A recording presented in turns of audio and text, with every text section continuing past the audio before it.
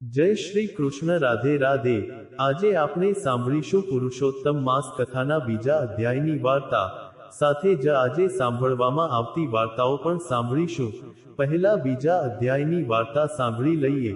બોલો પુરુષોત્તમ ભગવાનની જય હો, વિષ્ણુ ભગવાનની જય હો। શ્રી સુતજી મહારાજ કહે છે, પોતાના ગુરુ વ્યાસજીના મુખેથી મેં જે કંઈ પણ સાંભળ્યું છે તે જ હું તમને કહું છું।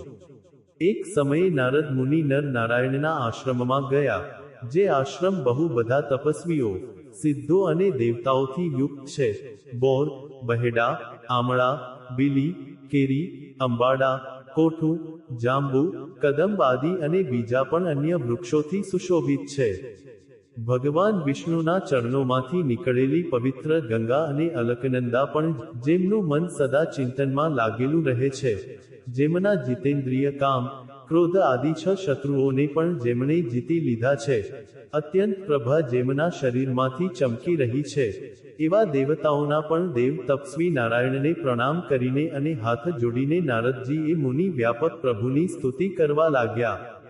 નારદજીએ કહ્યું, હે દેવોના દેવ, હે જગન્નાથ, હે કૃપાસાગર, આપ સત્યવ્રત છો, ત્રિસત્ય છો, સત્ય આત્મા છો, સત્ય સંભવ છો, હે સત્ય યોની, આપને નમસ્કાર છે। હું આપની શરણમાં આવ્યો છું। આપનું જે તપ છે તે સંપૂર્ણ પ્રાણીઓની શિક્ષા માટે અને મર્યાદાની સ્થાપના માટે છે।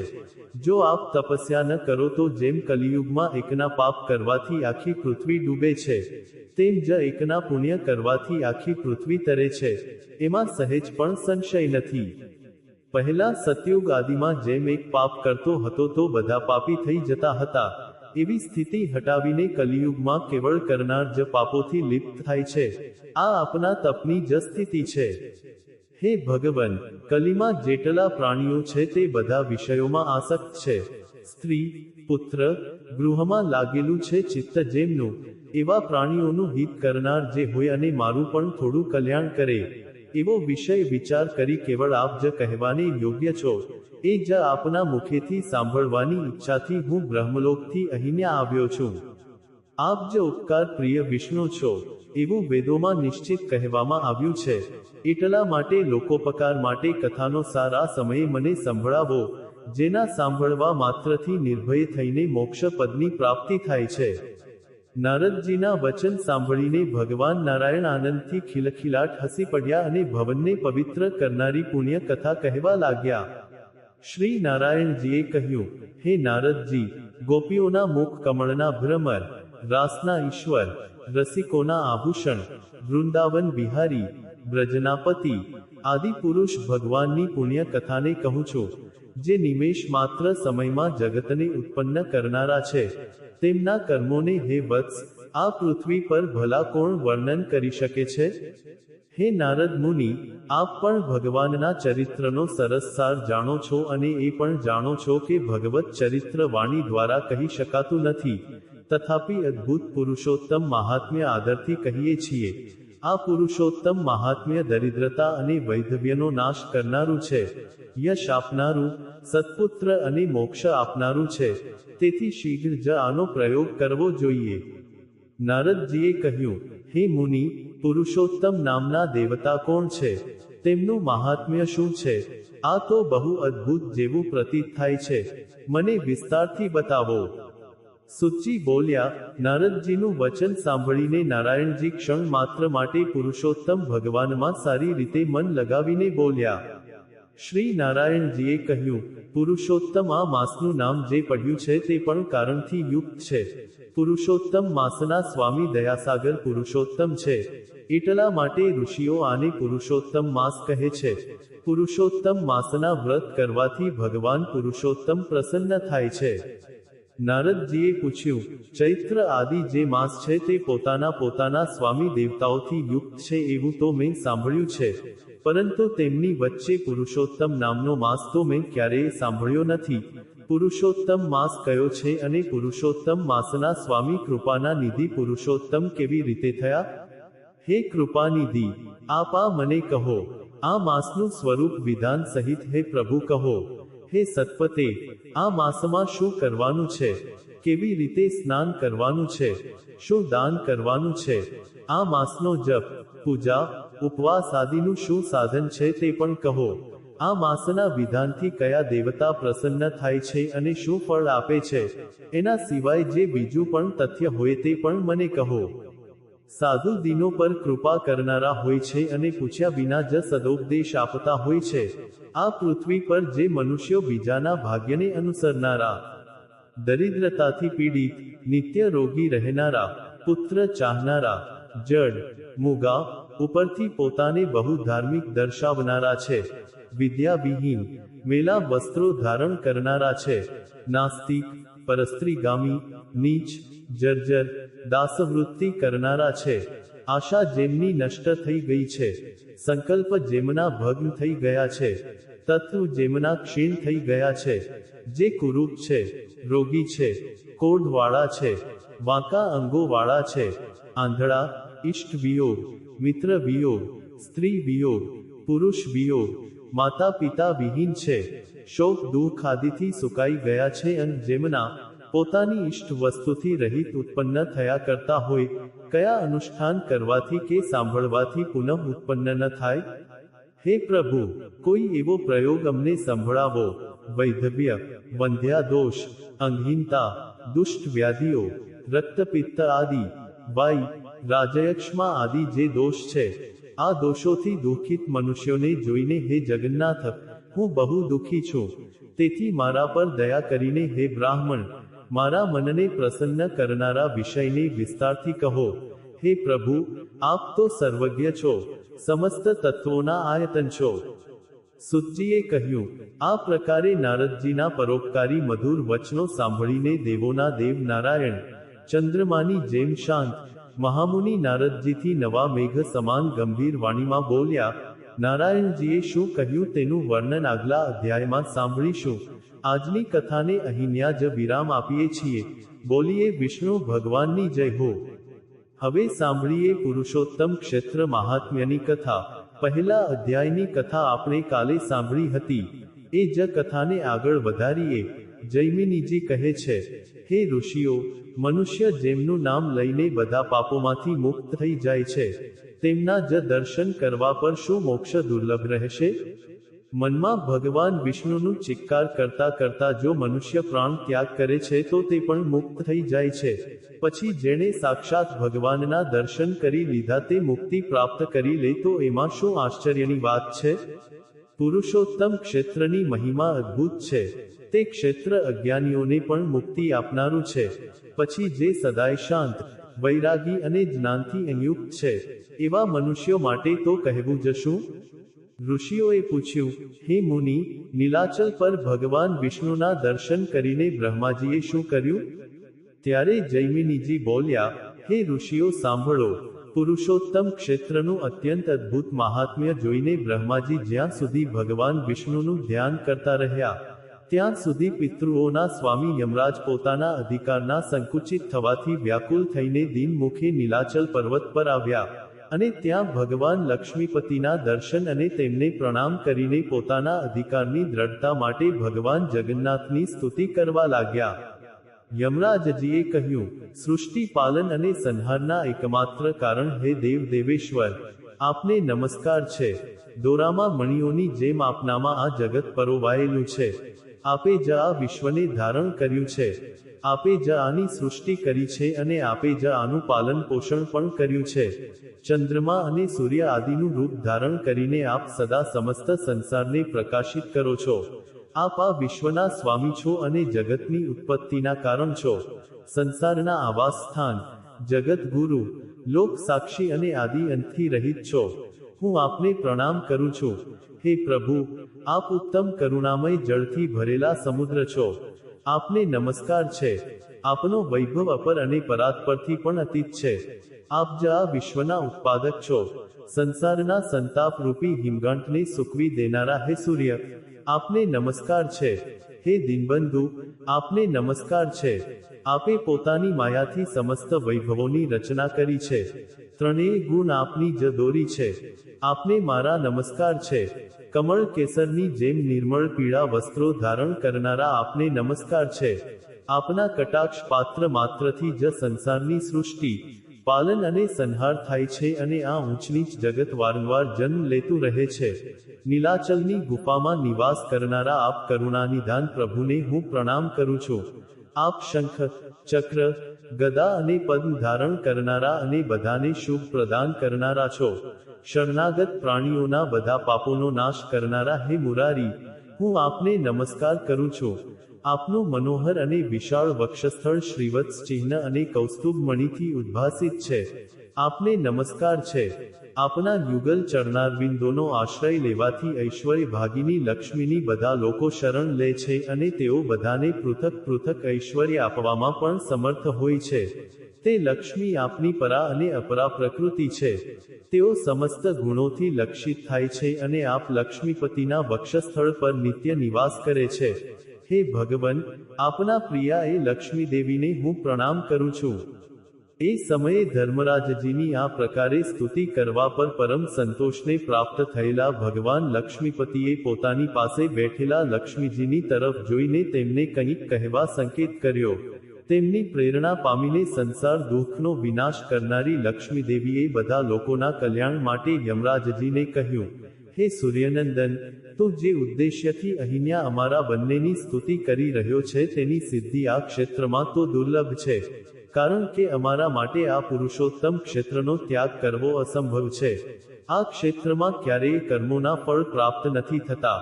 અહીંયા વસનારા મનુષ્યો અને પશુ પક્ષીઓના પાપ પણ બળીને ભસ્મ થઈ જાય છે. આ ક્ષેત્રમાં નીલેન્દ્ર મણિ સમાન મનોહર શ્યામ વિગ્રહધારી સાક્ષાત ભગવાન નારાયણના દર્શન કરીને મનુષ્ય કર્મ બંધનમાંથી મુક્ત થઈ જાય છે. તેથી આને છોડીને અન્યત્ર કર્મભૂમિમાં જ તારો અધિકાર છે. જે તારા પણ પરપિતામહ છે તે બ્રહ્માજી આ ક્ષેત્રનું મહાત્મ્ય જાણીને ભગવાન ગદાધરની સ્તુતિ કરે છે. એટલા માટે જે પ્રાણીઓ અહીંયા નિવાસ કરે છે તેઓ તારા વશમાં જવા યોગ્ય નથી. અહીંયા જીવનમુક્ત અને મુમુક્ષુ પુરુષો નિવાસ કરે છે. લક્ષ્મીજીના આ પ્રકારે સમજાવવા પર લજ્જાથી વિનીત થઈને યમરાજજીએ કહ્યું, હે દેવી, આપે જે આ કહ્યું છે કે આ ક્ષેત્ર ભગવાન વિષ્ણુના સાનિધ્યથી મોક્ષ અપાવનારું છે તે તો ઠીક છે. ઈશ્વરની ઈચ્છા નિરંકુશ અર્થાત પ્રતિબંધ રહિત હોય છે. જે વિષ્ણુ અન્ય સ્થાનો પર કોઈને બંધન આપે છે તે જ અહીંયા મોક્ષ પ્રદાન કરે છે. હે માતા, મારા અને સ્વર્ગ નર્કના પણ તેઓ જ સ્રષ્ટા છે.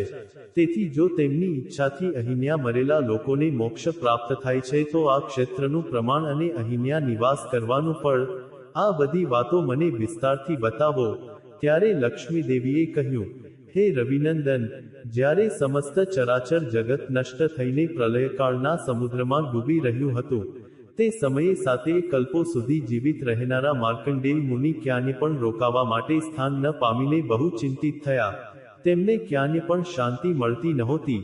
જળના સમુદ્રમાં ઇધર ઉધર વહેતા વહેતા એક સમયે તેઓ પુરુષોત્તમ ક્ષેત્રમાં આવ્યા. અહીંયા તેમણે અક્ષયવટને જોયો અને એક બાળકનું વચન પોતાના કાનોથી સાંભળ્યું, માર્કંડેય, શોક ન કરો. મારી પાસે આવીને પોતાના અનુપમ દુઃખને છોડી દો. આ વિચિત્ર વચન જેના સંભળાવવાની કોઈ આશા નહોતી, તેને સાંભળીને માર્કંડેય મુનિને બહુ આશ્ચર્ય થયું અને તેઓ વિચારવા લાગ્યા કે આ મહાભયાનક એકાર્ણવના જળમાં આ ક્ષેત્ર એક નૌકાની જેમ દેખાઈ રહ્યું છે અને એમાં આ મહાન વડનું ઝાડ થાંભલાની જેમ ઊભું છે. આ પ્રલયકાલીન એકાર્ણવમાં જ્યારે સમસ્ત સ્થાવર જંગમનો નાશ થઈ ગયો છે, ત્યારે ભૂતલનો આ પ્રદેશ બહુ સુસ્થિર કેવી રીતે પ્રતીત થાય છે અને માર્કંડેય આવો આ સ્નેહ અને આગ્રહયુક્ત વચન ક્યાંથી સંભળાય છે. બસ આ જ બધું વિચારતા અને જળમાં તરતા તરતા માર્કંડેયજીએ શંખ, ચક્ર અને ગદા હાથમાં લીધેલા ભગવાન વિષ્ણુને અને તેમના હૃદય કમળના આસન પર બેઠેલી મુજ લક્ષ્મીને જોયા. ત્યારે તો તેમનું ચિત્ત પ્રસન્ન થઈ ગયું અને તેમણે અમારા બંનેને સાષ્ટાંગ પ્રણામ કર્યા અને તેઓ ભગવાન વિષ્ણુની સ્તુતિ કરવા લાગ્યા. માર્કંડેયજીની સ્તુતિથી પ્રસન્ન થઈને ભગવાન નારાયણ બોલ્યા, હે વિપ્રવર, મારા તત્વને ન જાણવાને કારણે તું અત્યંત દીન થઈ રહ્યો છે. તે અત્યંત દુષ્કર તપનું અનુષ્ઠાન કર્યું છે, પરંતુ તેનાથી કેવળ દીર્ઘજીવી થયા છો. હે મહામુનિ, આ વડના પાનના દળિયા ઉપર સૂતેલા એ બાળ સ્વરૂપને જુઓ. તે બધાનું કાળ રૂપ છે. તેના ફેલાયેલા મુખમાં પ્રવેશ કરીને ત્યાં સુખપૂર્વક રહી શકો છો. ભગવાનના એવું કહેવા પર માર્કંડેયજીનું મુખ આશ્ચર્યથી ચકિત થઈ ગયું. તેમણે વૃક્ષ પર ચઢીને ભગવાનના બાળ રૂપને જોયું અને તેમાં પ્રવેશ કરી ગયા. ભીતર જવા પર તેમણે 14 ભુવન જોયા. બ્રહ્મા આદિ દેવતા, દિક્પાલ, સિદ્ધ, ગંધર્વ, રાક્ષસ, ઋષિ, મુનિ, દેવર્ષિ, સમુદ્રોથી ચિહ્નિત ભૂતલ, અનેક તીર્થ, નદી, પર્વત અને વનોથી ઉપલક્ષિત શ્રેષ્ઠ નગરોને જોયા. સાતેય પાતાળ અને હજારો નાગકન્યાઓ જોઈ. હજારો ફેણોથી સુશોભિત સંપૂર્ણ જગતનો ભાર ધારણ કરનારા શેષનાગના પણ દર્શન કર્યા અને બ્રહ્માંડના મધ્યમાં બ્રહ્માજીએ જે પણ કંઈ સૃષ્ટિ કરી છે તે બધું પણ અવલોકન કર્યું. ઇધર ઉધર ઘૂમવા પર પણ ક્યાંય એ બાળકના ઉદરનો અંત મળતો નહોતો. ત્યારે પુનઃકંઠ માર્ગથી બહાર નીકળીને તેમણે મારી સાથે પુરુષોત્તમ ભગવાન વિષ્ણુના દર્શન કર્યા. શ્રી ભગવાને કહ્યું, હે મુનિ, આ વિચિત્ર ક્ષેત્ર મારું સનાતન ધામ છે એવું સમજો. અહીંયા ન સૃષ્ટિ છે, ન પ્રલય છે અને ન જ સંસારનું બંધન જ છે. સદા એક રૂપે રહેનારા મુજ મોક્ષદાયક પુરુષોત્તમને અહીંયા વિદ્યમાન જાણીને આ ક્ષેત્રમાં પ્રવેશ કરનારો પુરુષ ફરીથી ગર્ભમાં નથી આવતો, અર્થાત તેનો ફરી જન્મ નથી થતો. તેને મોક્ષની પ્રાપ્તિ થઈ જાય છે. આગળ શું થયું તેનું વર્ણન આગલા ભાગમાં સાંભળીશું. બોલીએ વિષ્ણુ ભગવાનની જય હો. હવે સાંભળીએ પુરુષોત્તમ માસની વાર્તા. બોલીએ પુરુષોત્તમ ભગવાનની જય હો. બહુ સમય પહેલાની વાત છે. કોઈ ગામમાં એક સાસુ વહુ રહેતા હતા. સાસુનો નિયમ હતો, જ્યારે પણ કારતક મહિનો આવે, મહા મહિનો આવે અને વૈશાખ મહિનો આવે તો આખા મહિનાના વ્રત કરતી અને આખો મહિનો સ્નાન દાન કરતી. આવી જ રીતે પુરુષોત્તમ મહિનો આવે તો પણ સાસુમાં આખા મહિનાના વ્રત કરતી અને સ્નાન દાન કરતી. એક સમય જ્યારે પુરુષોત્તમ મહિનો આવ્યો તો સાસુજી વહુને કહેવા લાગ્યા, વહુ, કાલથી તો પુરુષોત્તમ મહિનો શરૂ થઈ રહ્યો છે. હું રોજ પુરુષોત્તમ માસમાં સ્નાન કરીશ. સાસુજીની વાતો સાંભળી તો વહુ પૂછવા લાગી, સાસુજી, આ પુરુષોત્તમ મહિનો શું હોય છે? મને પણ જણાવી દો. મને તો કંઈ ખબર નથી. તો સાસુમાં કહેવા લાગ્યા કે પુરુષોત્તમ મહિનામાં સૂર્યની સંક્રાંતિ નથી હોતી, તેને જ પુરુષોત્તમ માસ કહે છે. આ ભગવાન કૃષ્ણનો સૌથી પ્રિય માસ માનવામાં આવે છે. આ મહિનામાં સવારે વહેલા ઉઠવું જોઈએ અને ભગવાનની પૂજા કરવી જોઈએ. સૂર્યોદય પહેલા ઉઠી જાઓ અને નારાયણ, તારાયણ, પારાયણ કરી લો. વહુ કહેવા લાગી, સાસુજી, એ તો ખબર પડી ગઈ કે પુરુષોત્તમ માસ શું હોય છે. હવે એ પણ જણાવી દો, આ નારાયણ, તારાયણ, પારાયણ શું હોય છે? ત્યારે સાસુમાં તેને સમજાવતા કહેવા લાગ્યા, સવારે વહેલા ઉઠો, સૂર્યોદય પહેલા જઈને નદી તળાવમાં નાહી લો અને પછી એ જ નદીનું પાણી લઈને સૂર્ય દેવતાને જળ અર્પિત કરી દો. આને કહેવાય નારાયણ. પછી ત્યાં જ ઊભા ઊભા ધ્રુવ તારાના દર્શન પણ કરી લો. આને કહેવાય તારાયણ. નારાયણ, તારાયણ થઈ ગયા. હવે પારાયણનો મતલબ છે ભગવાનની પૂજા. એટલે કે રામાયણ કે ભાગવતનું આખા માસ પારાયણ કરો. એટલે કે આખો મહિનો રામાયણની કથા વાંચો, ભાગવતની કથા વાંચો, પુરુષોત્તમની કથા વાંચો. આને જ કહેવાય નારાયણ, તારાયણ, પારાયણ. સાસુજીની વાતો સાંભળી તો વહુ કહેવા લાગી, માતાજી, જો પુરુષોત્તમ માસ કરવાનું આટલું પુણ્ય છે તો પુરુષોત્તમ મહિનામાં તો હું પણ વ્રત કરીશ. તો સાસુમાં બોલ્યા, ના ના, આ તો કેવી વાતો કરી રહી છે. જો આપણે બંને વ્રત કરીશું અને આખો દિવસ પૂજાપાઠ જ કરતા રહીશું તો ઘરનું કામ કોણ કરશે? બધું કામ એમ જ પડ્યું નહીં રહી જાય. ના ના, વ્રત તો કેવળ હું કરીશ. તું ઘરનું કામ કરજે. વહુ બિચારી ડરી ગઈ અને કહેવા લાગી, ઠીક છે સાસુજી, પરંતુ વહુનું તો બહુ મન હતું પુરુષોત્તમનું સ્નાન કરવાનું. તેણે મનોમન નક્કી કરી લીધું કે કરીશ તો હું પણ અધિક માસનું વ્રત, ભલે ગમે તેમ કરવું પડે. સાસુમાને નહીં જણાવું. બીજા દિવસે પુરુષોત્તમ માસ બેસી ગયો. સાસુમા સવારે 4 વાગ્યે ઉઠ્યા અને તળાવમાં નાહવા ચાલ્યા ગયા. સાસુમાના ગયા પછી વહુ પણ પાછળ પાછળ ઉઠી અને વિચારવા લાગી, તળાવમાં નાહવા તો હું જઈ શકું તેમ નથી. હવે હું નાહું કેવી રીતે? ત્યારે જ તેણે માટલામાં જોયું તો તેમાં પાણી નહોતું, પરંતુ માટલાની નીચે જે કુંડું રાખેલું હોય છે, જેના પર માટલું રાખીએ છીએ, તેમાં પાણી ભરેલું હતું. તો વહુએ જ પાણીથી નાહી લીધી. એક લોટો પાણી ત્યાંથી જ ભરી લીધું અને અગાશી પર જઈને નારાયણ તારાયણ કરી આવી.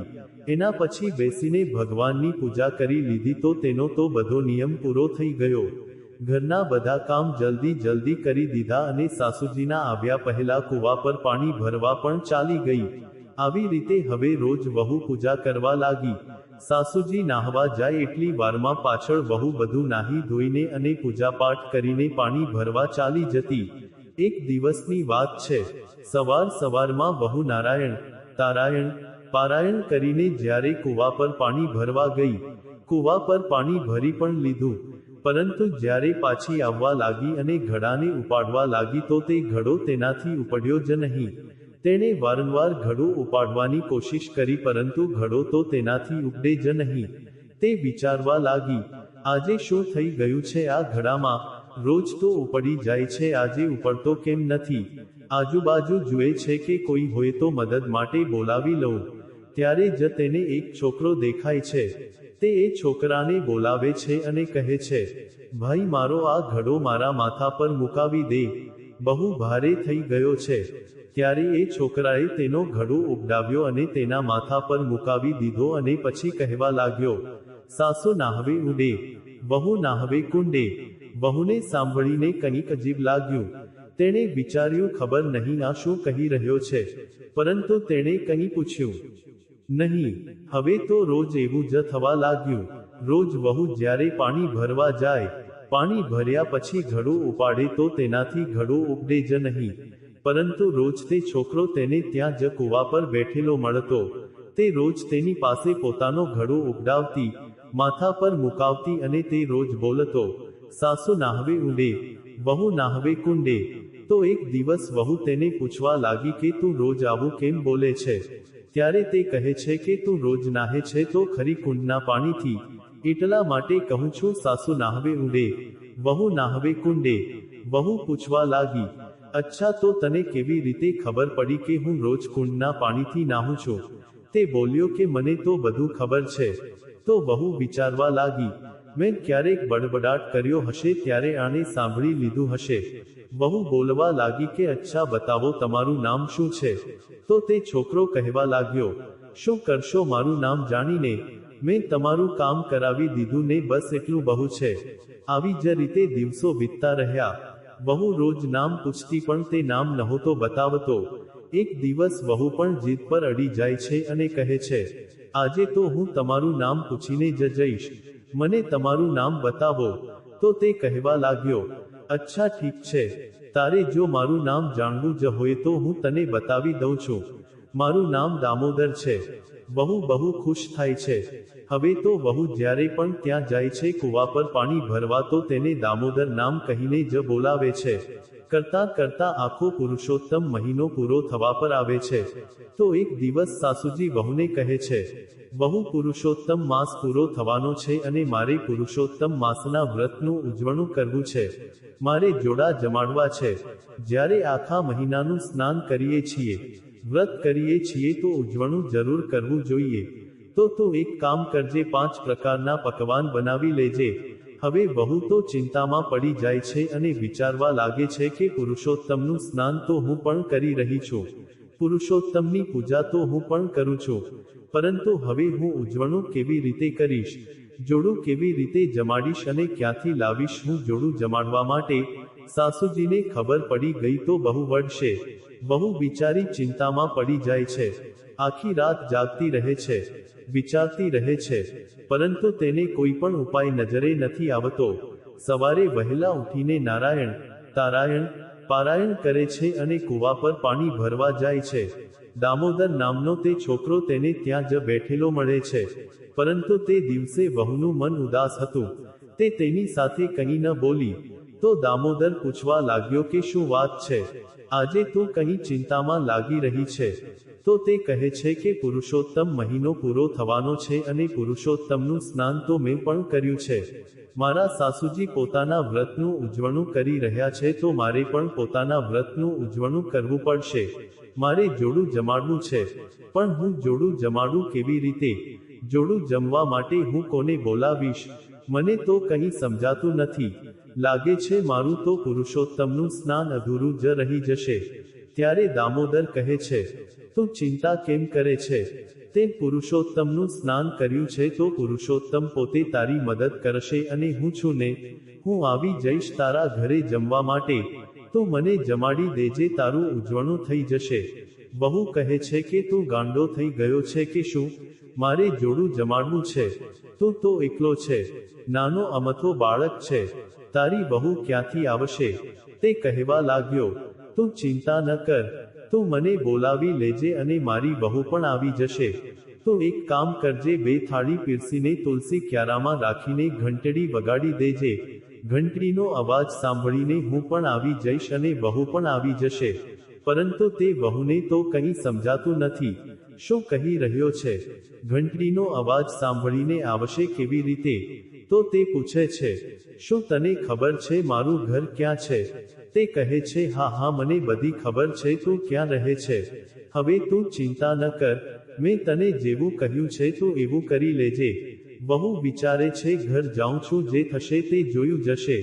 તે વહુ ઘરે આવી જાય છે, જલ્દી જલ્દી બધા કામ કરે છે.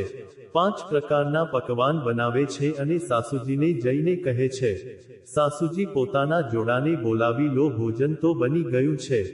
સાસુજી બ્રાહ્મણીના જોડાને બોલાવી લે છે અને ચોકામાં બેસાડી દે છે. તેમની થાળી પીરસી દે છે. આ તરફ વહુ પણ 2 થાળી પીરસીને ચોકામાં રાખે છે અને પાછળ જઈને તુલસી ક્યારામાં મૂકી આવે છે. ઘંટડી વગાડી દે છે. ત્યારે જ દામોદર પોતાની સાથે એક નાની એવી દુલ્હનને લઈને, નાની એવી વહુને લઈને જમવા માટે આવી જાય છે. વહુ તેમને જમવા માટે રસોડામાં જ બેસાડી દે છે અને ભોજન કરાવવા લાગે છે. સાસુમાના બ્રાહ્મણીનું જે જોડું હતું તે તો ચોકામાં બેઠું હતું અને વહુનું જે જોડું હતું તે રસોડામાં બેઠું હતું. વહુ દોડી દોડીને ચોકામાં સાસુમાના જોડાને જમાડી રહી હતી અને રસોડામાં દામોદર અને તેની પત્નીને જમાડી રહી હતી. થોડીવાર પછી સાસુજીનું જોડું જમી રહ્યું. પૈસા દક્ષિણાના રૂપમાં આપી દીધા અને કપડાં પણ આપી દીધા. તો વહુએ જોઈ લીધું કે સાસુજી તો દક્ષિણા પણ આપી રહ્યા છે, કપડાં પણ આપી રહ્યા છે. એનો મતલબ ઉજવણા માટે આ પણ કરવું પડશે. તે રસોડાની અંદર ગઈ અને વિચારવા લાગી, મારે આપવા માટે તો કંઈ પણ નથી, હું શું આપું? મારું વ્રત તો તોય અધૂરું રહી ગયું. તેને ચિંતામાં જોઈને દામોદરે પૂછ્યું કે શું વાત છે? હવે કઈ વાતની ચિંતા છે? તો તે કહેવા લાગી, મેં તમને જમાડી તો દીધા, પણ મારી પાસે આપવા માટે દક્ષિણા તો નથી. ત્યારે તે કહેવા લાગ્યો, કેવી ચિંતા કરે છે? તો એક કામ કર, તુલસીના છોડ પાસે જા અને તુલસીના પાન તોડીને લાવ. એક મારા હાથ પર મૂકી દે અને એક મારી દુલ્હનના હાથ પર મૂકી દે. વહુ દોડી દોડી ગઈ, તુલસી પાસેથી તુલસીના પાન તોડીને લાવી. એક પાન દામોદરના હાથ પર મૂક્યું, એક તેની પત્નીના હાથ પર મૂક્યું. જેવું જ તેણે હાથ પર પાન મૂક્યું તે તો સોનાનો સિક્કો બની ગયું. વહુ જોઈને હેરાન થઈ ગઈ. સોનાનો સિક્કો? તેણે પૂછ્યું કે તું બતાવ, તું છે કોણ? આ કેવા ચમત્કાર થઈ રહ્યા છે? ત્યારે તે દામોદર કહેવા લાગ્યો, તે મને હજી સુધી પણ ન ઓળખ્યો. હું તો કૃષ્ણ છું, કૃષ્ણ, અને આ મારી પત્ની છે રૂકમિણી. તું મારા માટે જ તો પુરુષોત્તમનું સ્નાન કરી રહી છે. એટલું કહીને ભગવાને તેને પોતાનું વિરાટ સ્વરૂપ બતાવી દીધું. વહુ તો જોતાં જ જોતાં ભગવાનના ચરણોમાં પડી ગઈ અને કહેવા લાગી, ભગવાન, મને માફ કરી દો, હું તો અજ્ઞાની છું, મેં તો આપને ઓળખ્યા જ નહીં. હું તો રોજ રોજ આપની પાસે પાણીનો ઘડો પણ ઉકળાવતી હતી. વારંવાર માફી માંગવા લાગી, ચરણોમાં પડીને સ્તુતિ કરતી રહી. તો ભગવાને તેને આશીર્વાદ આપ્યા અને જમી કરીને ત્યાંથી ચાલ્યા ગયા. બીજી તરફ સાસુમાનું જોડું પણ જમીને ચાલ્યું ગયું. સાસુજી જ્યારે ઘરની અંદર આવ્યા તો વહુને કહેવા લાગ્યા, ચાલ વહુ, આપણે પણ ભોજન કરી લઈએ. ભોજન કરવા જ્યારે રસોડામાં ગઈ તો જુએ છે શું? જે થાળીમાં દામોદર અને રૂકમિણીએ ભોજન કર્યું હતું, જે કળશમાં પાણી પીધું હતું, તે તો સોનાના થઈ ગયા હતા અને ત્યાં ભગવાનના પગલાં છપાયેલા હતા. સાસુમાએ જોયું તો આશ્ચર્યમાં પડી ગયા. વહુને પૂછવા લાગ્યા, વહુ, આ બધું શું છે? વહુ હેરાન તો હતી, પણ ડરતા ડરતા તેણે સાસુમાને બધી વાત જણાવી દીધી. સાસુમાં આપ પુરુષોત્તમનું સ્નાન કરી રહ્યા હતા. મેં વિચાર્યું સ્નાન તો હું પણ કરી લઉં છું. આપ રોજ તળાવમાં નાહવા જતા હતા અને હું કુંડના પાણીથી નાહી લેતી હતી. ત્યારે બધી વાત તેણે જણાવી દીધી. જ્યારે આપે કહ્યું જોડું જમાડવાનું ત્યારે મેં વિચાર્યું હું કોને જમાડું. ત્યાં જ કૂવા પર એક છોકરો મળતો હતો. રોજ મારો ઘડું ઉગડાવતો હતો. હું તેને કહેવા લાગી કે મારે જોડું જમાડવું છે તો તે કહેવા લાગ્યો હું જ આવી જઈશ જમવા માટે. તો મેં તેને જ જમાડી દીધો. પરંતુ સાસુજી તે તો કૃષ્ણ ભગવાન અને રૂકમિણી માતા હતા. સાસુજી બોલ્યા, તારા પર તો પુરુષોત્તમ ભગવાનની કૃપા થઈ ગઈ છે. તારા પર તો અધિક માસ તૂટ્યો છે. ભગવાને તને દર્શન આપ્યા છે જોડાના રૂપમાં. ભગવાન તો તારા ઘરે આવીને જમી પણ ગયા. ભગવાને તારા ભંડાર ભરી દીધા. જે કોઈ પણ સાચા મનથી પુરુષોત્તમ ભગવાનની પૂજા કરે છે, વ્રત કરે છે, પુરુષોત્તમનું સ્નાન કરે છે, પુરુષોત્તમ ભગવાન આવી જ રીતે તેને સુખ સંપન્ન કરી દે છે. ભગવાનની કૃપાથી તેમના ઘરમાં અન્ન ધનના ભંડાર ભરી જાય છે અને તેમની બધી મનોકામનાઓ પૂરી થઈ જાય છે. હે પુરુષોત્તમ ભગવાન, જેમ આપે વહુ પર કૃપા કરી તેમ જ પુરુષોત્તમનું સ્નાન કરનારા, વ્રત કરનારા, પૂજા કરનારા બધા પર પોતાની કૃપા બનાવી રાખજો. જે પણ આ વાર્તાને સાંભળી રહ્યા છે, કહી રહ્યા છે, બધાની મનોકામના પૂરી કરજો. બોલીએ પુરુષોત્તમ ભગવાનની જય હો. હવે સાંભળીએ શ્રીમદ ભગવદ ગીતાના બીજા અધ્યાયનું મહાત્મ્ય. બોલીએ કૃષ્ણ ભગવાનની જય હો. શ્રી ભગવાનજી કહે છે, હે લક્ષ્મી દેવી, હવે હું આપને શ્રી ગીતાજીના બીજા અધ્યાયનું મહાત્મ્ય કહું છું. આપ ધ્યાનથી સાંભળો. દક્ષિણ દિશામાં વેદવેત્તા બ્રાહ્મણોના પુરંદરપુર નામના નગરમાં શ્રીમાન દેવશર્મા નામના એક વિદ્વાન બ્રાહ્મણ રહેતા હતા. તેઓ અતિથિઓના પૂજક, સ્વાધ્યાયશીલ, વેદ શાસ્ત્રોના વિશેષજ્ઞ અને યજ્ઞોનું અનુષ્ઠાન કરનારા હતા. તપસ્વીઓને સદા જ પ્રિય હતા. તેમણે ઉત્તમ દ્રવ્યો દ્વારા અગ્નિમાં હવન કરીને દીર્ઘકાળ સુધી દેવતાઓને તૃપ્ત કર્યા. પરંતુ તે ધર્માત્મા બ્રાહ્મણને ક્યારેય સદા ન રહેનારી શાંતિ ન મળી. તેઓ પરમ કલ્યાણમય તત્વનું જ્ઞાન પ્રાપ્ત કરવાની ઈચ્છાથી પ્રતિદિન પ્રચુર સામગ્રી દ્વારા સત્ય સંકલ્પવાળા તપસ્વીઓની સેવા કરવા લાગ્યા. આ પ્રકારે શુભ આચરણ કરતા કરતા તેમની સમક્ષ એક ત્યાગી મહાત્મા પ્રકટ થયા. તેઓ પૂર્ણ અનુભવી અને શાંત ચિત્ત હતા. નિરંતર પરમાત્માના ચિંતનમાં સંલગ્ન થઈને તેઓ સદા જ આનંદ વિભોર રહેતા હતા. દેવશર્માએ તે નિત્ય સંતુષ્ટ તપસ્વીને શુદ્ધ ભાવથી પ્રણામ કર્યા અને પૂછ્યું, હે મહાત્મા, મને શાંતિમય સ્થિતિ કેવી રીતે પ્રાપ્ત થશે? ત્યારે તે આત્મજ્ઞાની સંતે દેવશર્માને સોપુર ગામના નિવાસી મિત્રવાનનું, જે બકરીઓનો ચરવાહો હતો, તેનો પરિચય આપ્યો અને કહ્યું, તો તેની પાસે જાતે જ તને ઉપદેશ આપશે. આ સાંભળીને દેવશર્માએ મહાત્માના ચરણોની વંદના કરી અને સમૃદ્ધશાલી સોપુર ગામમાં પહોંચીને તેના ઉત્તર ભાગમાં એક વિશાળ વનને જોયું. એ જ વનમાં નદીના કિનારે એક શિલા પર મિત્રવાન બેઠો હતો. તેના નેત્ર આનંદના અતિરેકથી નિશ્ચલ થઈ રહ્યા હતા. તે અપલક દ્રષ્ટિથી જોઈ રહ્યો હતો. તે સ્થાન પરસ્પરનો સ્વાભાવિક વેરભાવ છોડીને એકત્રિત થયેલા પરસ્પર વિરોધી જંતુઓથી ઘેરાયેલું હતું. જ્યાં ઉદ્યાનમાં મંદ મંદ વાયુ ચાલી રહ્યો હતો. મૃગોના ઝુંડ શાંત ભાવથી બેઠા હતા. મિત્રવાન દયાથી ભરેલી આનંદમય મનોહારી દ્રષ્ટિથી પૃથ્વી પર માનો અમૃત છાંટી રહ્યો હતો. આ રૂપ જોઈને દેવશર્માનું મન પ્રસન્ન થઈ ગયું. તેઓ ઉત્સુક થઈને બહુ વિનય સાથે મિત્રવાન પાસે ગયા. મિત્રવાને પણ પોતાનું મસ્તક નમાવીને દેવશર્માનો સત્કાર કર્યો. તદનંતર વિદ્વાન દેવશર્મા અનન્ય ચિત્તથી મિત્રવાન પાસે ગયા અને જ્યારે તેના ધ્યાનનો સમય સમાપ્ત થઈ ગયો ત્યારે તે સમયે તેમણે પોતાના મનની વાત પૂછી, હે મહાભાગ, હું આત્માનું જ્ઞાન પ્રાપ્ત કરવા ઈચ્છું છું. મારા આ મનોરથની પૂર્તિ માટે મને કોઈ એવા ઉપાયનો ઉપદેશ કરો જેના દ્વારા સિદ્ધિની પ્રાપ્તિ થઈ ચૂકી હોય. દેવશર્માની વાતો સાંભળીને મિત્રવાને એક ક્ષણ સુધી વિચાર કર્યો અને તેના પછી કહ્યું, વિદ્વાન, એક સમયની વાત છે, હું વનની ભીતર બકરીઓની રક્ષા કરી રહ્યો હતો. એટલામાં જ ભયંકર વાઘ પર મારી દ્રષ્ટિ પડી, જે માનો બધાને ગળી જવા માંગતો હોય. હું મૃત્યુથી ડરતો હતો. એટલા માટે વાઘને આવતો જોઈને બકરીઓના ઝુંડને આગળ કરીને હું ત્યાંથી ભાગતો ચાલ્યો ગયો. પરંતુ એક બકરી તરત જ બધો ભય છોડીને નદી કિનારે તે વાઘની પાસે બેરોકટોક ચાલી ગઈ. પછી તો વાઘ પણ દ્વેષ છોડીને ચૂપચાપ ઊભો રહી ગયો. તેને આ અવસ્થામાં જોયો તો બકરી બોલી, વાઘ, તને તો અભિષ્ટ ભોજન પ્રાપ્ત થયું છે. મારા શરીરમાંથી માંસ નીકાળીને પ્રેમપૂર્વક ખાને. તો આટલી વારથી ઊભો કેમ છે? તારા મનમાં મને ખાવાનો વિચાર કેમ નથી થતો? વાઘ બોલ્યો, બકરી, આ સ્થાન પર આવતા જ મારા મનમાંથી બધો દ્વેષ નીકળી ગયો છે. ભૂખ પ્યાસ પણ મટી ગઈ છે. એટલા માટે પાસે આવવા છતાં પણ હું તને ખાવા નથી માંગતો. વાઘના એવું કહેવા પર બકરી બોલી, ના જાણે હું કેવી રીતે નિર્ભય થઈ ગઈ છું. આનું શું કારણ હોઈ શકે? જો તું જાણતો હોય તો મને પણ બતાવ. આ સાંભળીને વાઘ બોલ્યો, હું પણ નથી જાણતો. ચાલો સામે ઊભેલા આ મહાપુરુષને પૂછીએ. એવું કહીને તે બંને ત્યાંથી ચાલ્યા ગયા. તે બંનેના સ્વભાવમાં આ વિચિત્ર પરિવર્તન જોયું તો મને બહુ હેરાની થઈ. એટલામાં જ તેમણે મારી પાસે આવીને પ્રશ્ન કર્યો. ત્યાં વૃક્ષની શાખા પર એક વાનરરાજ હતો. તે બંનેની સાથે મેં પણ વાનરરાજને પૂછ્યું, હે વિપ્રવર?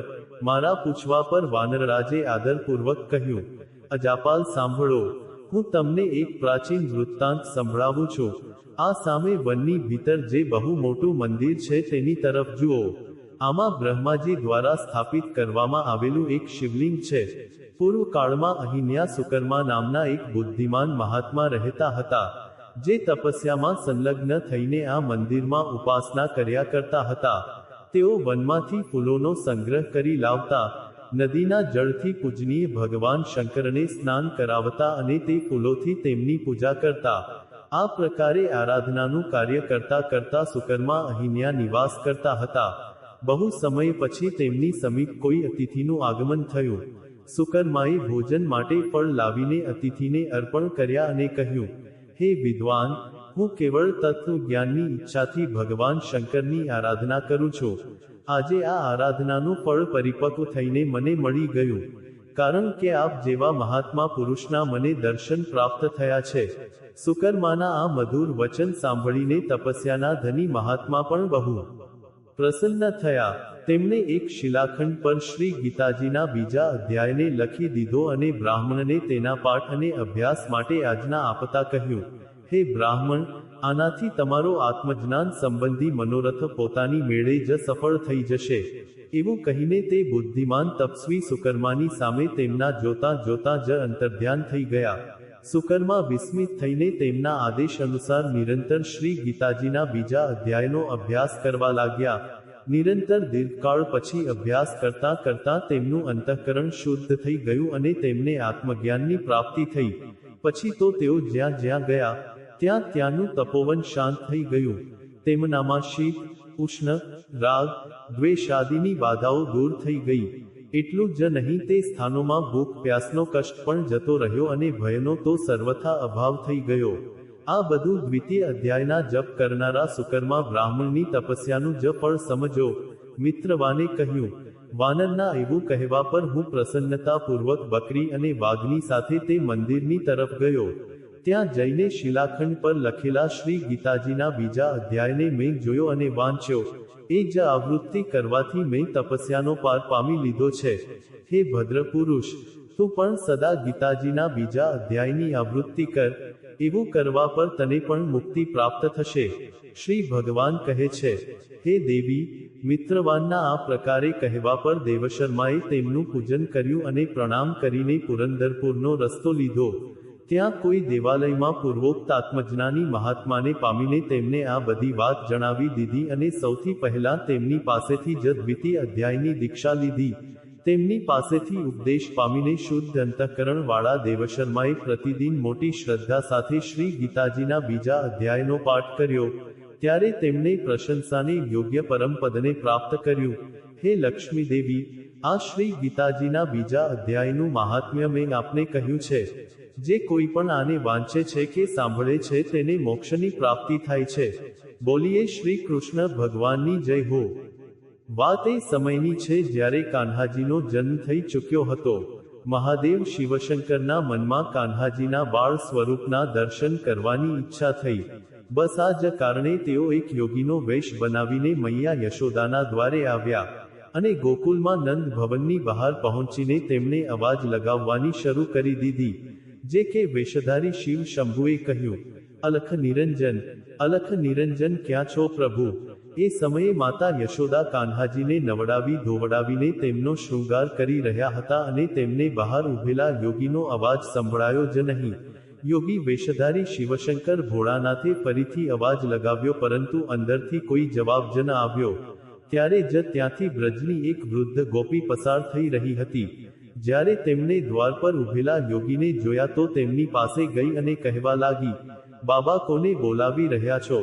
યોગી બનેલા શિવશંકર કહેવા લાગ્યા, માઈ ગૃહસ્વામિનીને બોલાવી રહ્યો છું.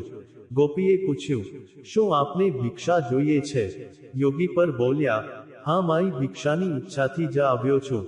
ગોપી કહેવા લાગી, અહીંયા તો કોઈ દેખાતું નથી, આપ મારા ઘરે ચાલો, ત્યાંથી હું આપને ભિક્ષા આપી દઈશ.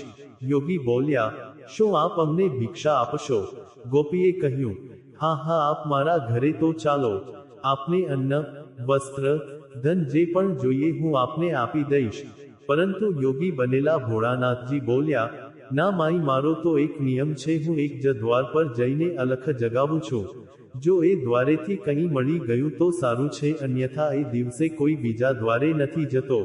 ગોપી કહેવા લાગી, હે ભગવાન યોગીરાજ, ફરી તો આજે આપ ભૂખ્યા જ રહી જશો, કારણ કે મને તો અહીંયા કોઈ દેખાતું નથી. યોગી બોલ્યા, માઈ, જેવી પ્રભુની ઈચ્છા. જો પ્રભુની ઈચ્છા આજે મને ભૂખ્યો જ રાખવાની છે તો ભૂખ્યો જ રહી લઈશ. ગોપી કહેવા લાગી, ના ના બાબા, અમારા ગામમાંથી કોઈ સાધુ ભૂખ્યો ચાલ્યો જાય તો આખા ગોકુલ માટે શરમની વાત થઈ જશે.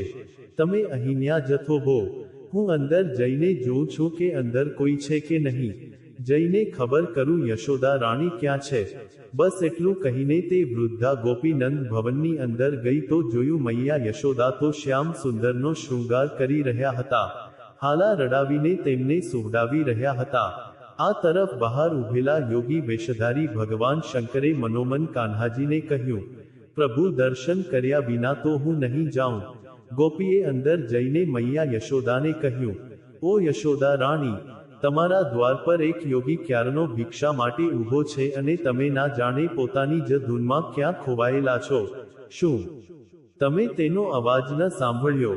મૈયા યશોદા મના કરવા લાગ્યા, ના તો મેં તો કોઈ અવાજ નથી સાંભળ્યો. ગોપી બોલી, અરે જલ્દીથી તેને ભિક્ષા આપી દે, કોઈ મોટા મહાત્મા લાગે છે, એવો યોગી તો મેં પહેલા ક્યારેય નથી જોયો. તેના મુખ પર તો આંખ જ નથી ટકતી. અરે એટલો તેજ છે તેના લલાટ પર જેમ સૂર્યનો તેજ હોય છે. અને જુઓ તો ખરા કેવો કડક નિયમ છે તેનો, જે દ્વાર પર ભિક્ષા માટે ઊભો રહી જાય છે, બસ ત્યાંથી જ ભિક્ષા લે છે અને જો ત્યાંથી ના મળે તો ભૂખ્યો જ પાછો ફરી જાય છે. યશોદા રાણીએ કહ્યું, કાકી ચાલો, હું ભિક્ષાની તૈયારી કરું છું.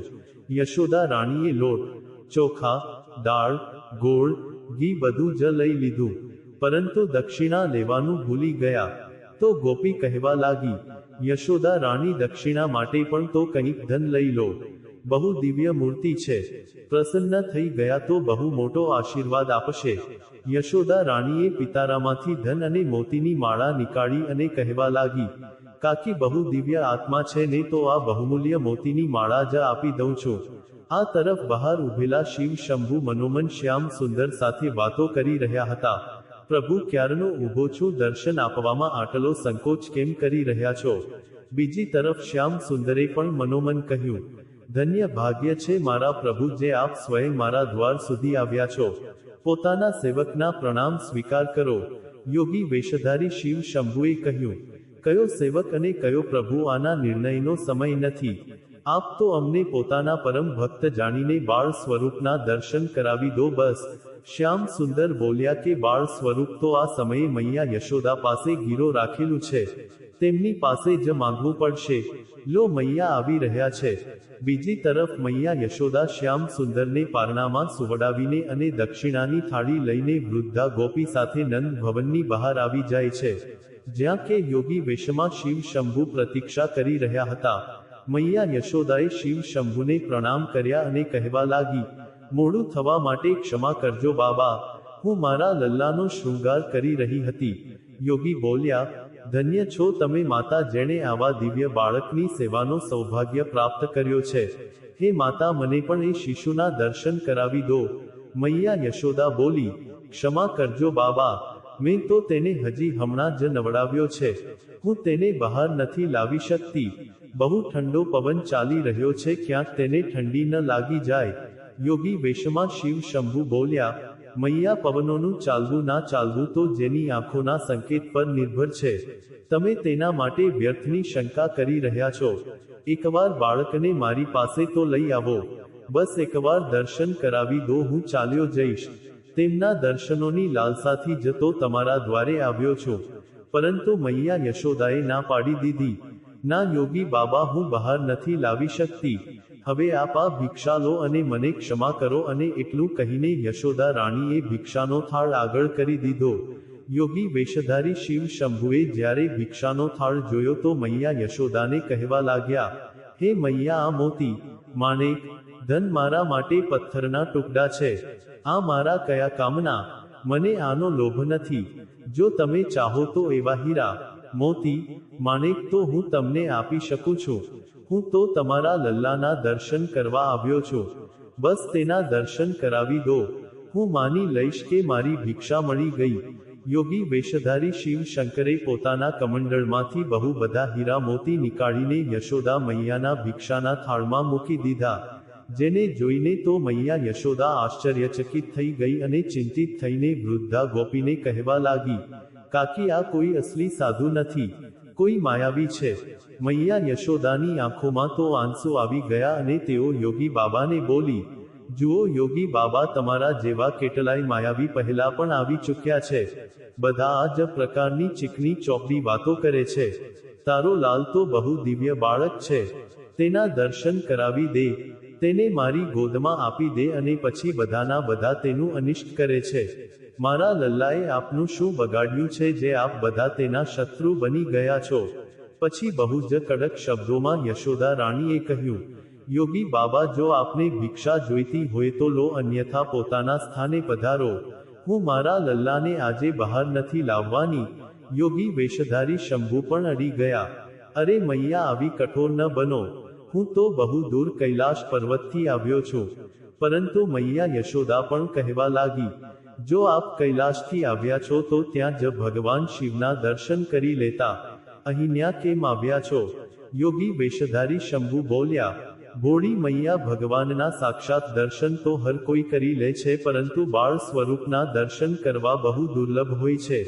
બસ એ જ દર્શનની લાલસાથી તમારા દ્વારે આવ્યો છું. કેટલાય યુગો પછી દર્શન મળે છે.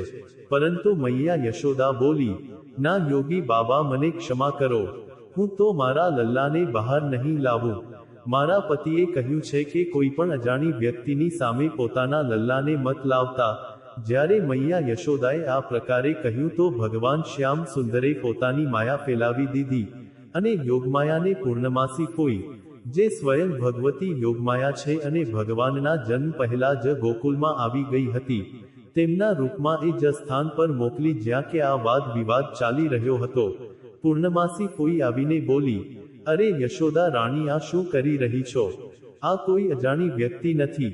હું તો આમને બહુ સારી રીતે જાણું છું.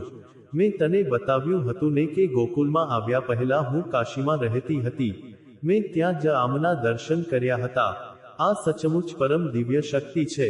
એવું કહેતા કહેતા પૂર્ણમાસી કોઈએ આંખોમાં આંસુ ભરીને ભગવાન શિવના ચરણોમાં પોતાનું શીશ મૂકી દીધું અને તેમને પ્રણામ કરવા લાગી અને ઉઠીને મૈયા યશોદાને બોલી, યશોદા રાણી, આમને લલ્લાના દર્શન કરાવી દે. આનો આશીર્વાદ પામીને તારો લલ્લા બહુ પ્રસન્ન થઈ જશે. મૈયા યશોદા પૂર્ણમાસી કોઈને પૂછવા લાગી, પૂર્ણમાસી કોઈ, શું તમે સાચે જ કહી રહી છો? તમે આમને જાણો છો? પૂર્ણમાસી કોઈએ પણ હા ભરી દીધી. હા યશોદા રાણી, હું આમને સારી રીતે જાણું છું. અરે તારો તો સૌભાગ્ય છે જે તારા લલ્લાનો પ્રેમ આમને તારા દ્વાર સુધી ખેંચી લાવ્યો. મૈયા યશોદા બોલી, પરંતુ આની વેશભૂષા તો જુઓ. લાંબી લાંબી જટાઓ છે, શરીરમાં ભસ્મ લગાવી છે અને ગળામાં તો જુઓ સર્પોની માળા છે. મારો લલ્લા તો આમને જોઈને એમ જ ડરી જશે. ના ના ના, હું મારા લલ્લાને નહીં લાવું. હવે બિચારી ભોળીભાળી યશોદા મૈયાને શું ખબર કે તેમના દ્વાર પર તો સ્વયં સદાશિવ આવ્યા છે. મૈયા યશોદાએ જ્યારે એવું કહ્યું તો પૂર્ણમાસી ફોઈ પણ હસવા લાગી અને બોલી, ના યશોદા રાણી, આમના તો દર્શન માત્રથી બધા ભયનો નાશ થઈ જાય છે, બધી બાધાઓ દૂર થઈ જાય છે. તો મુझ પર વિશ્વાસ કરે છે ને? હું તારાથી જૂઠું નથી કહેતી. જ્યારે પૂર્ણમાસી ફોઈ વારંવાર કહેવા લાગી તો યશોદા રાણી બોલી, ઠીક છે કાકી, તમારા કહેવા પર લલ્લાને લઈને આવું છું, પણ લલ્લાને આમના હાથમાં નહીં આપું. પૂર્ણમાસી ફોઈ બોલી, ઠીક છે, લલ્લાને લઈને તો આવ, આ દૂરથી જ આશીર્વાદ આપી દેશે. હવે જા, જલ્દી કર, લલ્લાને લઈને આવ. મૈયા યશોદા નંદ ભવનની અંદર ગઈ, શ્યામ સુંદરને લઈને આવી અને આવીને બોલી, લો યોગી બાબા, મારા લલ્લાને જોઈ લો અને આશીર્વાદ આપી દો. શ્યામ સુંદરને જ્યારે યોગી વેશધારી શિવ શંભુએ જોયા તો પ્રેમથી ગદગદ થઈ ગયા. શ્યામ સુંદરના બાળ સ્વરૂપની તરફ ટકટકી લગાવીને નિહાળવા લાગ્યા અને પછી બોલ્યા, મૈયા, જો આજના હોય તો આના ચરણોમાં મસ્તક મૂકી દઉં. યશોદા મૈયા બોલી, ના ના, મેં પહેલા જ કહ્યું હતું, હું મારા લલ્લાને નહીં અડવા દઉં. બીજી તરફ પૂર્ણમાસી ફોઈએ શિવ શંભુની ચરણ રજ લઈને લલ્લા શ્યામ સુંદરના લલાટ પર લગાવી દીધી. શિવ શંભુની ચરણ રજ શ્યામ સુંદરના લલાટમાં પડતા જ શ્યામ સુંદરે મનોમન શિવ શંભુને કહ્યું, ધન્યવાદ પ્રભુ, કોટી કોટી ધન્યવાદ. ભગવાન શિવ શ્યામ સુંદરના મનની વાતને સાંભળીને બોલ્યા, આ ક્યાંનો ન્યાય છે સ્વામી? અમે આટલી દૂરથી આવીને પણ આપના બાળ સ્વરૂપનું આલિંગન ન કરી શક્યા. જેના શ્રી ચરણોમાંથી નીકળેલી પવિત્ર ગંગાને અમે પોતાના શીશ પર ધારણ કરીએ છીએ, તે શ્રી ચરણોને એકવાર અડવા તો દો પ્રભુ. ભગવાન શિવ શંભુ પોતાના જ શરીરના એક અદ્રશ્ય પ્રતિબિંબથી શ્રી શ્યામ સુંદરના ચરણોનો સ્પર્શ કરે છે. પુરુષ સુખથી તેમની સ્તુતિ કરે છે અને જવા લાગે છે. મૈયા યશોદા કહે છે, યોગી બાબા, ભિક્ષા તો લેતા જાઓ. ભગવાન શિવ શંભુ ઝૂમતા ઝૂમતા, ગાતા ગાતા બોલે છે, રાખી લે હીરા મોતી તારા, આ પથ્થર મારા કયા કામના. યોગી થઈ ગયો માલામાલ નિરખી મુખ લાલનું, હું તો થઈ ગયો માલામાલ નિરખી મુખ તારા લાલનું. અને એટલું કહેતા કહેતા યોગી વેશધારી શિવ શંભુ ત્યાંથી અંતર્ધ્યાન થઈ જાય છે. આ દ્રશ્ય જોઈને સ્વર્ગના બધા દેવી દેવતા પ્રસન્ન થઈ જાય છે અને પુષ્પોની વર્ષા કરે છે. શ્યામ સુંદરના બાળ સ્વરૂપની આ કથાને જે કોઈ પણ સાંભળે છે, તેની બધી મનોકામનાઓ પૂરી થઈ જાય છે. બોલીએ શંકર ભગવાનની જય હો, શ્રી કૃષ્ણ ભગવાનની જય હો. જય રાધે, જય રાધે, રાધે જય રાધે, જય શ્રી રાધે. જય કૃષ્ણા, જય કૃષ્ણા, કૃષ્ણા જય કૃષ્ણા, જય જય શ્રી કૃષ્ણા. શ્યામા ગૌરી નિત્ય કિશોરી પ્રીતમ જોરી શ્રી રાધે. રસિક રસીલો છેલ છબીલો ગુણ ગરબીલો શ્રી કૃષ્ણા. રાસ વિહારિણી રસ વિસ્તારિણી પ્રિય ઉધારિણી શ્રી રાધે. નવંગી નવલ ત્રિભંગી શ્યામ સ્વંગી શ્રી કૃષ્ણા. પ્રાણ પ્યારી રૂપ ઉજિયારી અતિ સુકુમારી શ્રી રાધે. કીર્તિવંતા કામ નિકંતા શ્રી ભગવંતા શ્રી કૃષ્ણા. શોભા શ્રેણી મોહામેની કોકિલ વેણી શ્રી રાધે. નયન મનોહર મહામોદ કર સુંદર વરતર શ્રી કૃષ્ણા. ચંદા વદની વૃંદા વદની શોભા સદની શ્રી રાધે. પરમ ઉદારા પ્રભા અપારા અતિ સુકુમારા શ્રી કૃષ્ણા. હંસાગમની રાજત રમની ક્રીડા કમની શ્રી રાધે. રૂપ રસાલા નયન વિશાલા પરમ કૃપાલા શ્રી કૃષ્ણા.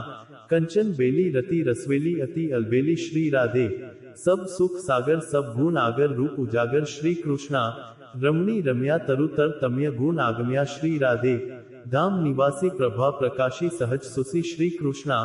સત્ય હલાદિની અતિ પ્રિયવાદિની ઉન્માદિની શ્રી રાધે. અંગ અંગ ટોના સરસ સલોના સુભગ સુટોના શ્રી કૃષ્ણા. રાધા નામિની ગુણ અભિરામિની હરિપ્રિય સ્વામિની શ્રી રાધે. હરે હરે હરિ હરે હરે હરિ હરે હરે હરે શ્રી કૃષ્ણા. હરે હરે શ્રી કૃષ્ણા. રાધે રાધે. તપસી લપસીની વાર્તા. એક તપસી હતો અને એક લપસી હતો. બંને આપસમાં મિત્ર હતા. તપસી તો સદા ભગવાનની સેવા કરતો, તેમની પૂજા કરતો અને રોજ તપસ્યા કરતો. લપસીને પૂજા પાઠ નહોતો આવડતો. તે રોજ સવા શેરની લાપસી બનાવતો, ભગવાનને ભોગ લગાવતો, ઘંટડી વગાડતો, જમીને પછેડી તાણીને સૂઈ જતો. એક દિવસની વાત છે, બંને દોસ્તોમાં ચર્ચા ચીડાઈ ગઈ કે કોણ ભગવાનનો સૌથી મોટો ભક્ત છે. તો તપસીએ કહ્યું કે હું મોટો ભક્ત છું, અને લપસી કહેવા લાગ્યો કે ના, ભગવાનનો સૌથી મોટો ભક્ત તો હું જ છું. લપસી બોલ્યો કે તમે ભક્ત કેવી રીતે થયા? હું તો આખો દિવસ ભગવાનની ભક્તિ કરું છું, પૂજા કરું છું, ભગવાનની તપસ્યા કરું છું, તો હું મોટો ભક્ત છું. તમે શું કરો છો? તમે તો બસ ભગવાનને ભોગ લગાવો છો અને જમીને પછેડી તાણીને સૂઈ જાઓ છો. બંને લડી રહ્યા હતા. તે જ સમયે નારદ મુનિ પૃથ્વી પર ફરવા માટે આવ્યા. તેમણે તપસી અને લપસીને આપસમાં લડતા ઝઘડતા જોયા તો તેમના લડવાનું કારણ પૂછવા લાગ્યા. ત્યારે બંનેએ નારદ મુનિને પ્રણામ કર્યા અને પોતાની સમસ્યા બતાવી. તપસી કહેવા લાગ્યો કે નારદ મુનિજી, હું તો હંમેશા ભગવાનની ભક્તિ કરું છું, તપસ્યા કરું છું, પરંતુ લપસી કહી રહ્યો છે કે ભગવાનનો સૌથી મોટો ભક્ત તે જ છે. ત્યારે લપસી બોલ્યો, નારદ મુનિજી, હું ભગવાનની પૂજા પાઠની વિધિ નથી જાણતો, મંત્ર જાપની વિધિ પણ નથી જાણતો. બસ મને તો એટલી ખબર છે કે સાચા મનથી બધાની સેવા કરો, તેનાથી જ ભગવાન પ્રસન્ન થઈ જાય છે. તો હું તો ભગવાન માટે રોજ સવા શેરની લાપસી બનાવું છું, ભોગ લગાવું છું અને જમીને સૂઈ જાઉં છું. મારાથી જેટલી થઈ શકે બધાની સેવા કરું છું અને મદદ કરું છું. અને મને લાગે છે કે પ્રાણી માત્રની સેવા કરવી એ જ ભગવાનની સાચી ભક્તિ છે. એટલા માટે હું મારી જાતને ભગવાનનો સાચો અને સૌથી મોટો ભક્ત માનું છું. તપસી અને લપસીની વાતો સાંભળીને નારદ મુનિ થોડીવાર માટે વિચારમાં પડી ગયા. પછી થોડીવાર પછી કહેવા લાગ્યા કે તમે બંને આપસમાં ન લડો. તમારા બંનેમાંથી કોણ ભગવાનનો સૌથી મોટો ભક્ત છે, આ વાત હું સિદ્ધ કરી દઈશ. પરંતુ આ વાતનો ફેંસલો હું કાલે કરીશ. બંનેને નારદ મુનિની વાતો પર વિશ્વાસ હતો, એટલા માટે બંને પ્રસન્ન મનથી પોતાના ઘરે ચાલ્યા ગયા. બીજા દિવસે જ્યારે તપસી સવારમાં નદી પર સ્નાન કરવા માટે જવા લાગ્યો તો નારદ મુનિએ તેના રસ્તામાં 1.25 કરોડની એક વીંટી મૂકી દીધી. તપસીએ તે વીંટી જોઈ તો તેણે વિચાર્યું, આ તો બહુ કિંમતી વીંટી છે, લાગે છે કોઈની પડી ગઈ છે. તેણે વીંટી ઉઠાવીને જોઈ તો જોયું તે તો બહુ મોંઘી હતી, કરોડોની વીંટી હતી. બસ તપસીના મનમાં લાલચ આવી ગઈ. તેણે વિચાર્યું કે આ વીંટીને વેચીને મને બહુ બધા પૈસા મળશે, તેનાથી હું બહુ મોટા યજ્ઞ કરીશ, મંદિર બંધાવીશ અને ભગવાનની ખૂબ ભક્તિ કરીશ અને મારી જાતને ભગવાનનો સૌથી મોટો ભક્ત સિદ્ધ કરી દઈશ. બસ આ જ લાલચના કારણે તેણે તે વીંટી પોતાની પાસે જ રાખી લીધી અને જ્યારે નાહી ધોઈને તપસ્યા કરવા બેઠો તો પગની નીચે વીંટી દબાવીને બેસી ગયો. બીજી તરફ લપસીએ રોજની જેમ 1.25 શેરની લાપસી બનાવી અને તે ભગવાનને ભોગ લગાવવા માટે જવા લાગ્યો. ત્યારે નારદ મુનિએ તેના રસ્તામાં પણ બિલકુલ તેવી જ 1.25 કરોડની એક વીંટી મૂકી દીધી. લપસીએ પણ વીંટીને જોઈ, ઉઠાવીને વિચારવા લાગ્યો, અરે આ તો બહુ કિંમતી વીંટી છે, લાગે છે કોઈની પડી ગઈ છે. જેની પડી હશે તેને કેટલું દુઃખ થઈ રહ્યું હશે. તેણે વીંટી ઉઠાવી અને ભગવાનના મંદિરમાં ચાલ્યો ગયો. મંદિરમાં જઈને તેણે ભગવાનને લાપસીનો ભોગ લગાવ્યો અને તેના પછી તે વીંટી ભગવાનના જ ચરણોમાં મૂકી દીધી. તેણે વિચાર્યું કે જેની પણ વીંટી પડી હશે તે ભગવાનને પ્રાર્થના કરવા માટે મંદિરમાં તો જરૂર આવશે, તો તેને પોતાની વીંટી અહીંયા જ મળી જશે. અને એવું કર્યા પછી ભગવાનને ભોગ લગાવી લાપસી જમીને તે તો ચાદર તાણીને સૂઈ ગયો. સાંજ થઈ તો તપસી લપસી ફરીથી મળ્યા. ત્યારે જ ત્યાં પર નારદજી આવી ગયા તો બંને નારદજીને પૂછવા લાગ્યા, કહો નારદજી, અમારા બંનેમાંથી ભગવાનનો સૌથી મોટો ભક્ત કોણ છે?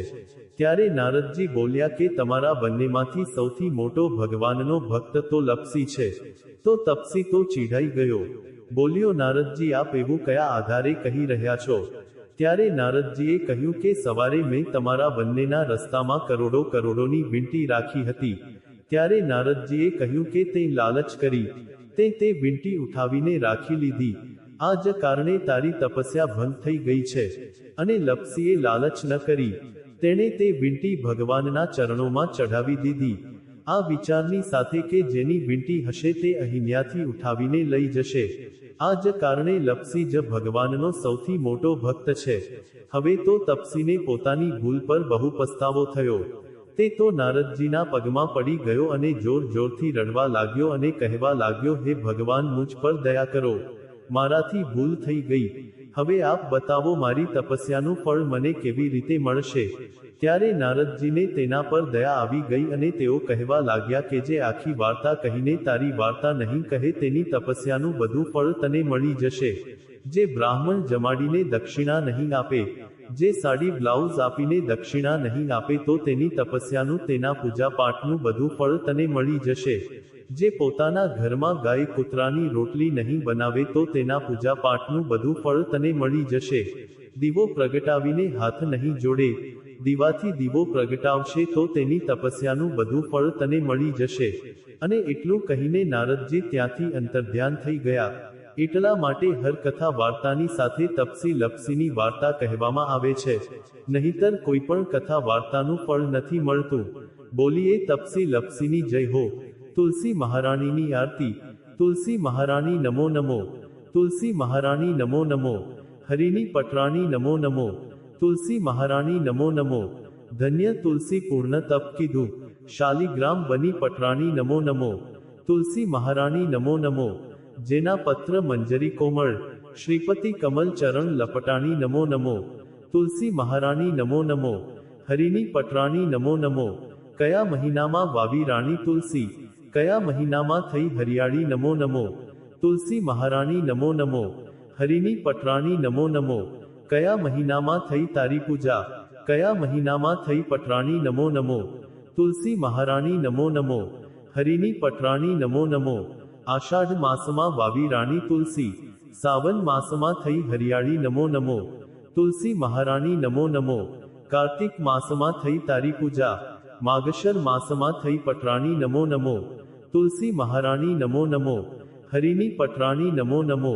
ધૂપ દીપ નૈવેદ્ય આરતી, પુષ્પોની વર્ષા વરસાવી નમો નમો. તુલસી મહારાણી નમો નમો. હરિની પટરાણી નમો નમો. 56 ભોગ 36 વ્યંજન, બિન તુલસી હરિ એક ન માની નમો નમો. તુલસી મહારાણી નમો નમો. હરિની પટરાણી નમો નમો. જે તુલસીને સવારે ગાય, શ્રી કૃષ્ણના દર્શન પાય નમો નમો. તુલસી મહારાણી નમો નમો. હરિની પટરાણી નમો નમો. જે તુલસીને બપોરે ગાય, ખીર ખાંડના ભોગ લગાવે નમો નમો. તુલસી મહારાણી નમો નમો. હરિની પટરાણી નમો નમો. જે તુલસીને સાંજે ગાય, શ્રી કૃષ્ણની આરતી ઉતારે નમો નમો. તુલસી મહારાણી નમો નમો. હરિની પટરાણી નમો નમો. જે તુલસીને રાત્રે ગાય, શ્રી કૃષ્ણના ચરણ દબાવે નમો નમો. તુલસી મહારાણી નમો નમો.